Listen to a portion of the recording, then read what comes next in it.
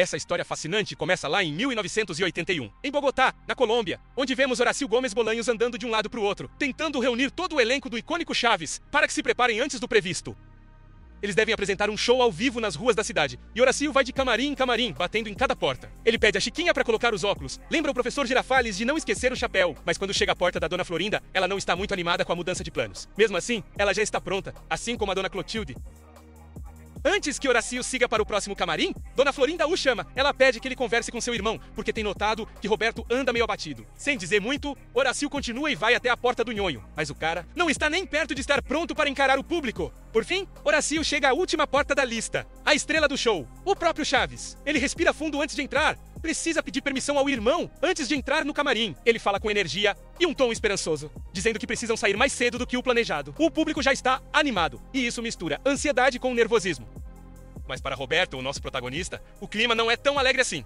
Chespirito admite que está com sentimentos confusos. Ele sabe que estar em Bogotá é algo muito especial, um grande feito. Mas no fundo, ele queria estar em outro lugar. Ele sonha acordado com a ideia de desaparecer, nem que fosse por uns minutos, e voltar no tempo, para os seus anos dourados. Voltamos quase 50 anos no passado, direto para a cidade do México, em 1935, onde o jovem Chespirito costumava ir ao circo com a mãe e os irmãos. Ele ficava completamente hipnotizado com os animais exóticos e mais ainda com os artistas, que começavam o espetáculo antes mesmo da plateia entrar. Aquele mundo do entretenimento o encantava profundamente. Ele absorvia cada piada, cada número feito pelos palhaços e comediantes. Alguns até o chamavam para subir no palco. O pequeno Roberto seguia tudo à risca, como se fosse lei. E mesmo quando errava, pedia desculpas de um jeito tão carismático que conquistava o público. Sem perceber, ele começava a descobrir seu lugar no mundo. A cada aparição, cheia de doçura e charme, vinham ondas de aplausos. E esses aplausos despertaram nele um amor crescente pelos holofotes. Mas hoje, tudo é diferente. Mesmo assim, vemos Roberto cumprimentando sua equipe com carinho, se preparando para brilhar mais uma vez. Voltamos ao ano de 1951, na cidade do México. Nosso protagonista está trabalhando numa fábrica de parafusos. Com seu humor afiado e alegria contagiante, ele fazia todo mundo rir. Deixava o dia menos pesado para quem estava ao redor. Para ele, fazer os outros rirem nunca foi brincadeira. Menos era uma oportunidade de verdade. Mas enquanto ele fazia todo mundo rir, não percebeu que o chefe estava de olho. O homem se aproximou com uma cara séria e perguntou o que exatamente ele achava que estava fazendo. Com sua honestidade desarmante, Roberto respondeu direto. Só estava contando as horas para acabar o turno e encontrar os irmãos. A resposta não agradou em nada o chefe. Mas em vez de dar bronca, ele apenas seguiu seu caminho. Só que Roberto não deixou isso afetar o clima. Pelo contrário, dobrou a dose de piadas e ainda bolou um jeito de sair mais cedo. Pediu a um colega para bater seu ponto e escapou pela área de estoque. No meio das caixas empilhadas, ele foi embora sorrateiramente, indo encontrar os irmãos. Era um tempo em que o mundo ainda parecia cheio de promessas. Enquanto os irmãos se distraíam olhando umas garotas, Roberto foi atraído por outra coisa, a imagem tremeluzente de uma TV na vitrine de uma loja. Ficou paralisado ali vendo um truque de mágica acontecer na tela. Mas logo algo mais chamou sua atenção. Um jornal jogado por perto. Numa das páginas, viu um anúncio procurando aprendizes de roteiristas e assistentes de produção. Um detalhe pequeno, que mudaria completamente sua vida. Mais tarde, naquela mesma noite, Roberto estava num bar do bairro, ensaiando umas falas e entretendo os frequentadores. Gente simples, mas que sabia valorizar o talento. Só que, como sempre, tinha quem quisesse diminuir os outros. Um cara arrogante, chamado Jamaica, se aproximou só para tirar sarro. Chamou Roberto de ridículo, debochou das piadas e perguntou se eles achavam mesmo que tinham graça. Roberto, tranquilo como sempre, respondeu sem perder a classe. Pelo menos fizeram a irmã do Jamaica rir. Foi aí que uma moça encantadora chamada Graciela entrou, procurando alguns bilhetes de rifa que alguém tinha roubado dela. Assim que a viu, Roberto ficou vidrado. Tentou puxar conversa, perguntou sobre os bilhetes. Mas antes que ela respondesse, o dono do bar apareceu e disse que aquele lugar não era adequado para uma moça como ela. A caminho da porta, Graciela explicou que os bilhetes eram para ajudar um abrigo de crianças. No meio da confusão, Roberto tentou defender os amigos, dizendo que ninguém ali era ladrão. Só que um deles, sem vergonha, mostrou os bilhetes que tinha roubado. Sem pensar duas vezes, Roberto pegou os bilhetes de volta e ficou com eles, sem nem piscar. Mais tarde, antes de dormir, algo especial aconteceu. Naquela noite, antes de dormir, a mãe de Roberto flagrou ele fingindo que se apresentava para uma plateia imaginária. Suando de leve, encenava uma de suas rotinas, mas ela não gostou nada daquilo. Interrompeu na hora, pedindo explicações. Achava errado ele ficar fazendo palhaçada enquanto os irmãos tentavam dormir. Com a voz firme, ela o advertiu. Não queria que ele seguisse os passos do pai. Alguém que, segundo ela, se perdeu nos próprios sonhos artísticos. Para ela, aquilo tudo não levava ninguém a lugar nenhum. A arte não enchia a barriga, nem pagava as contas. Queria que o filho tivesse os pés no chão. Na manhã seguinte, a caminho do trabalho, Roberto olhou de novo para o recorte de jornal com um anúncio da vaga para redator e assistente de produção. Quando o ônibus parou, ele viu cartazes nas vitrines anunciando as novas televisões, que começavam a chegar na cidade. Uma faísca de um futuro que ele mal podia imaginar. Avançamos para 1978, As televisões agora já fazem parte do cotidiano. Nos estúdios, o elenco todo de Chaves está reunido esperando o produtor chegar. Roberto ainda não sabe o motivo do encontro, mas chega bem na hora de ouvir a proposta: levar o Chaves e toda a vila para gravar episódios especiais em Acapulco. A ideia anima todo mundo. O elenco vibra com a chance de gravar perto da praia. Mas Roberto, sempre profissional, pede mais um ensaio na frente das câmeras antes de se empolgar. Ele quer conversar com o produtor em particular, entender tudo direitinho antes de criar expectativa no resto da equipe. O produtor, empolgado, vê essa viagem como uma oportunidade de renovar o roteiro, divulgar o hotel parceiro e até incluir o Chapolin Colorado em algumas cenas. Roberto, mesmo não se sentindo muito bem ultimamente, entende que tem um compromisso com os personagens. O show precisa continuar. Voltando ao passado, um dos irmãos de Roberto chega em casa com uma televisão emprestada. Eles querem ver como é ter uma tela iluminando a sala todos os dias. Mas Dona Elsa, a mãe, encara o aparelho como um luxo inútil, longe demais da realidade humilde deles. Pede que devolvam assim que possível. Mesmo achando que aquilo era coisa de milionário excêntrico, ela sabia que as telas fariam parte do futuro. Só não achava que aquele futuro fosse pra eles. Em seguida vemos os três irmãos arrumados, prontos pra gastar o pouco que tinham numa noite divertida. Um clube animado, cheio de música e gente dançando. No meio da multidão dançante, com luzes vibrantes e músicas alegres, os olhos de Roberto procuram apenas uma pessoa: a Graciela. Com o coração acelerado, ele reúne coragem e começa a se aproximar. Mas antes que diga qualquer coisa, Jamaica, o mesmo cara arrogante do bar, aparece e a convida para dançar.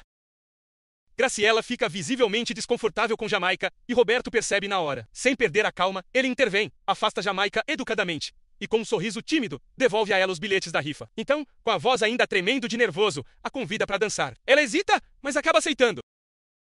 Roberto se joga na dança com todo o entusiasmo que consegue reunir. Os passos são desajeitados, mas o esforço e o coração que ele coloca encantam. Seus irmãos, vendo de longe, não escondem o orgulho e a alegria. Mas como em qualquer boa história, o clima de conto de fadas não dura muito. Jamaica volta, tentando mais uma vez chamar a atenção de Graciela. Dessa vez, passa dos limites. A tensão sobe e Roberto, já sem paciência, não deixa barato. Os dois acabam se enfrentando ali mesmo, no meio da pista, uma briga rápida, mas intensa, que termina com os dois separados pelos colegas. Mais tarde, já a sós, Roberto mostra a Graciela o anúncio da vaga para roteiristas e assistentes de produção. Abre o coração. Diz que mais do que tudo no mundo, quer largar o emprego sufocante da fábrica e finalmente correr atrás do sonho de viver da arte, da escrita, do palco e da tela. Graciela o escuta com atenção, e seus olhos brilham de emoção. Ela segura suas mãos e diz com ternura que acredita nele, que sempre acreditou. Você nasceu pra isso, Roberto, ela diz. Você tem o dom de fazer as pessoas sorrirem. Aquela noite, sob a luz suave do abajur, foi marcada por promessas silenciosas e olhares cheios de esperança. Era o início de uma nova etapa. No dia seguinte, com o coração acelerado e as mãos suando, Roberto entrega sua carta de demissão. Os colegas da fábrica olham surpresos. Alguns zombam, dizendo que ele vai passar fome tentando ser artista, mas ele não liga. Pela primeira vez, sente-se verdadeiramente livre. Com a coragem renovada e o apoio de Graciela, ele se inscreve no teste para roteirista. Ele espera e torce. Roberto estava tomando a decisão certa. Pouco tempo depois, vemos Roberto em casa, vestindo seu melhor terno. Ele sai de fininho para que sua mãe não perceba. Vai direto para a agência Darcy Advertising, onde pretende se candidatar a uma vaga como produtor e roteirista aprendiz. Ao chegar lá, dá de cara com uma fila enorme de candidatos, todos carregando sonhos muito parecidos com os dele. Uma fila dos roteiristas era bem menor. Nosso protagonista pensa, por que não? E decide ir para o fim daquela segunda fila. Depois de uma espera que parece não ter fim, finalmente chega a vez de Roberto.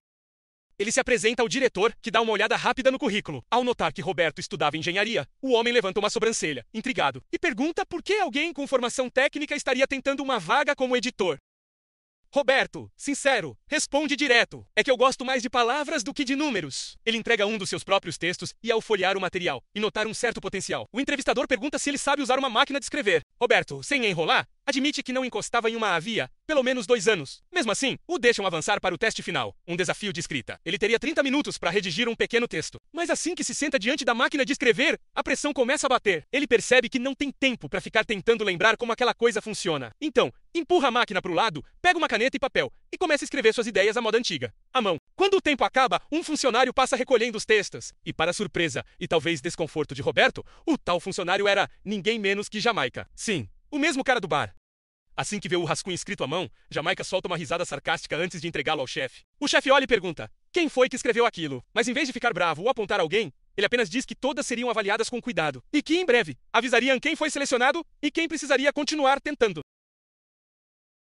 Mais tarde, durante uma partida de futebol, vemos Roberto em campo, se entregando com tudo ao jogo. Ele está determinado a fazer um gol. E quando finalmente consegue, em vez de correr para comemorar com os colegas, ele imediatamente procura Graciela na arquibancada. Assim que a vê, grita empolgado dizendo que já pediu demissão do antigo emprego e que depois contaria todos os detalhes para ela.